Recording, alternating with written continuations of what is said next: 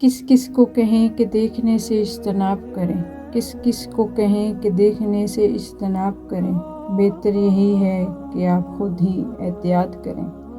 کسی کو کہنے سے کچھ حاصل نہ ہوگا، کسی کو کہنے سے کچھ حاصل نہ ہوگا، ہم پر ہی فرض ہے کہ ہم حجاب کریں۔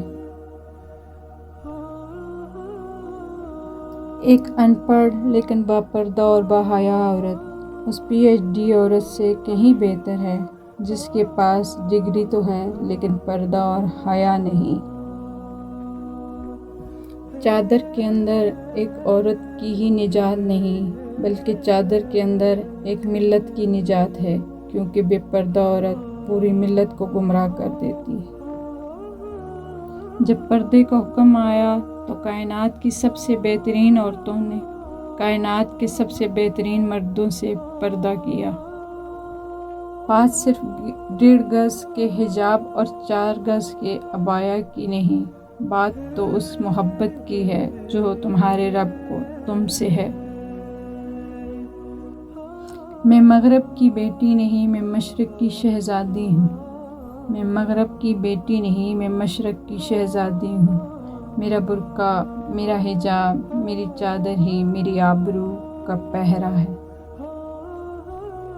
اپنے حجاب پہ ناز کرو لڑکیوں، کتابیں تو بہت ہیں مگر غلاف صرف قرآن پہ ہوتا ہے۔ اللہ اس عورت کی نماز قبول نہیں کرتا جو بالغ ہونے کے بعد بھی پردہ نہیں کرتی۔ کعبہ و قرآن کو دیکھا جب غلافوں میں لپٹے، کعبہ و قرآن کو دیکھا جب غلافوں میں لپٹے، تب میں سمجھی کہ پردے کی فضیلت کیا ہے۔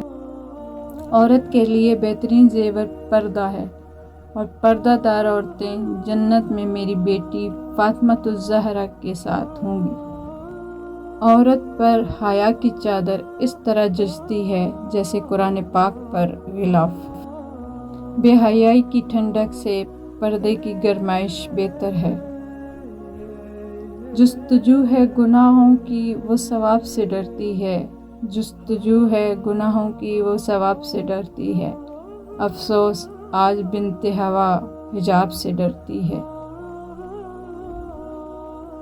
عورت کو اللہ تبارک و تعالیٰ نے مرد پر 3 مقامات پر زیادہ فضیلت عطا فرمائی ہے۔ اللہ رب العزت ہر چیز کا خالق ہے، لیکن اپنی مخلوق میں سے تخلیق کا وصف اس نے صرف عورت کو عطا کیا ہے۔ اللہ تعالیٰ نے اپنی محبت کو صرف ماں کی محبت سے تشبیہ دی ہے۔ میرا رب خود پردے میں ہے، لیکن اپنی ساری مخلوق میں سے اس نے صرف اپنی بندیوں کو پردے میں رہنے کا حکم دیا ہے۔ عورت ہونا اور باحجاب ہونا اس رب کا بہت بڑا احسان ہے، اس کا شکر ادا کیجیے۔